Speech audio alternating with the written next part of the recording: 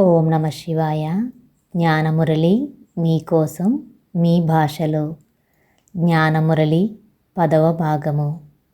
అందరూ శివబాబా స్మృతిలో చదువుకుందాము. నేను ఈశ్వరీయ విద్యార్థిని. శివబాబా నాకు టీచరు. బాబా నాకు సద్గురువు.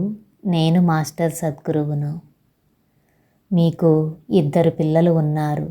ఆ ఇద్దరిలో ఒకరు మీరు ఇచ్చిన ప్రతి రూపాయిని సద్వినియోగం చేసుకుని రెట్టింపు సంపాదించుకుంటున్నాడు. రెండవ వారు మీరిచ్చిన డబ్బును వ్యసనాలకు ఖర్చు పెట్టేసి మళ్ళీ ఇంకా కావాలని అడుగుతున్నాడు. మీరు డబ్బు ఇస్తారా? ఇవ్వాలని అనిపిస్తుందా? మొదటి వ్యక్తి మీరు ఇచ్చిన డబ్బును తీసుకుని రెట్టింపు చేస్తుంటే మీ డబ్బంతా ఇతనికి ఇస్తేనే సద్వినియోగం అవుతుంది అని ఇచ్చేస్తారు కదా. బాబా అంటున్నారు, శక్తి ఖజానాలు సద్వినియోగం చేసే పిల్లలకి ఇవ్వమంటారా? దుర్వినియోగం చేసే పిల్లలకి ఇవ్వమంటారా? మీరే చెప్పండి.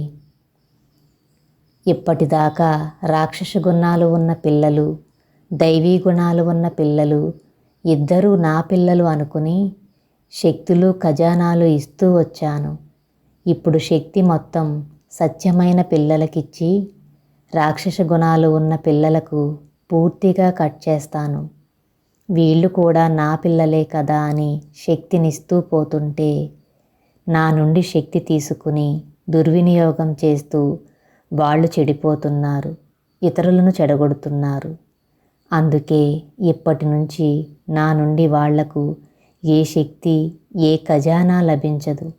పూర్తిగా కట్ చేశాను. నా నుండి శక్తి ఖజానాలు తీసుకుని సద్వినియోగం చేసే సత్యమైన పిల్లలు ఎవరో నాకు తెలిసిపోయింది.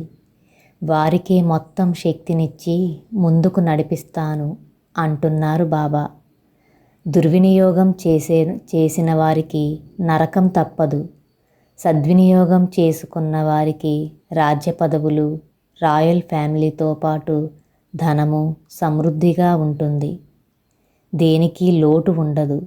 నేను ఇచ్చిన దాన్ని సద్వినియోగం చేసుకున్నారు కదా, అర్థమవుతుందా అంటున్నారు బాబా.